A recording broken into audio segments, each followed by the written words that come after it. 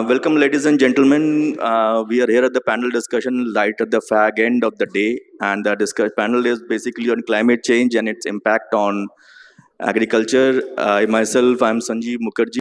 Tushar, what kind of impact you deal basically as your profile says? You also deal with a lot of technologies, and AI is one of the yields, one of the instruments through which we can always. AI is everywhere. So in sugarcane, basically, if you're predicting a climate impact of on sugarcane, how can technology be relevant there, and what role can technology play in mitigating those challenges that the sugarcane crop faces from climate change? Yes, Sanjeev. So, as for particularly sugarcane, we daily use artificial intelligence for data processing and identification of many traits of the sugarcane. We are actually identifying little different phenomenon over here. First, let me tell one thing that though here we are discussing climate change in many negative impact, but I will tell you a little different thing. Whenever the climate change is there, there is an increase in CO2. And CO2 act as a fertilizer for all C4 plants. So over here, there is an increase in biomass. And that is actually being observed. Everywhere if you see, there is a decrease in sucrose content, but there is an increase in biomass. So though the climate change will occur and it will increase the CO2, the CO2 will act as a fertilizer. For particularly many C4 plants, it is happening, isn't it? So this is first impact actually we are observing. Interestingly, what our AI processes tell us, now this is little dangerous, that every crop is having a vegetative growth span and a productive span. For sugarcane, say for suru plantation, it is a 12-month span. Out of that, first 8 months is for your vegetative span, and for the next 4 months is for your maturity or productive span. What we are identifying that the sugarcane plant is not able to identify when should I stop my vegetative growth and when should I enter into the productive span. That is one of the dramatic conditions we are observing from the last 4 years. We have identified some causes for that purpose also, and we got the idea due to the humidity more than 60%, as well as every time what are the key performing districts are there for sugarcane. In every districts there are rainfall either in a less or more. So sugarcane is now in little dilemma, particularly the metabolic pathway of sugarcane is having a problem that it doesn't understand that I want to go into the maturity. Why maturity or productive phase? There and there only the sucrose formation will occur. Otherwise, it will remain as a biomass. This actually we are identifying by using many satellite indices, and this is a little, I can't say erratic, but strange phenomenon we are actually observing. These two things I definitely want to add over here. Right.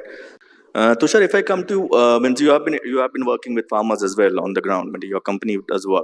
So, how does is the response from the farming side? Are they more acceptable to change? Do they like new varietal breeds and this thing, or they are slightly apprehensive in the initial time to come? Because Yeah, it's a very nice question. Farmers are more smarter than us. They already has changed the practices. Now, every month farmers are planting, and actually I will tell you one simple example about that before this question, because 86032 variety, which is the most successful variety, which is being considered still now, still at the whole of India, 55% of area is being covered. I want to tell you that this variety was developed for jaggery production, not for sugar production. But at the moment, we are using it for sugar production, and that is due to farmers. Because farmer has found that I can use this variety for sugar production as well as jaggery production, isn't it? So, from last 7 years, farmer has changes their practice completely. I will give one simple example. Adasali, that is a 18-month plantation of the sugarcane, which actually being start in the June month. Normally they start from 1st June, July, and August they finished it. Now, that has been extended up to October end. And the pre-seasonal variety. Now farmers are pushing to the sugar factories to go for the pre-seasonal variety. That means they are telling that you should purchase the sugar cane which is having more than 15 months old. So suru plantation is going to get decreased. Kodwa is definitely going, ratun crop is going to get hampered over there. So farmer don't want to lose sugarcane crop. Whenever there will be rain, he wants to plant sugarcane, and they are identifying their own practices. I just want to address this question before that. What we have seen that, yeah, cane development program is very, very important. Yes. It's one of the most important, because why Brazil and India is having the difference, the varieties Brazil is releasing and what the varieties we are having, definitely we are lacking there. So if we take the measure on that side also, we can mitigate the major risk of climate change or other these sorts of effects, because the root development of all existing varieties are now hampering due to the salt stress conditions. That is a natural phenomenon we are observing. It has to be done, or we must have to done in the next 5 years. Right. All right, with this, we conclude the last and the final session for the day. I would like to thank this incredible set of speakers for keeping us glued in till the very end and for sharing your valuable thoughts, your perspective, and your viewpoints. Thank you so much for that. And I would like to welcome on stage Mr. Tushar Patil.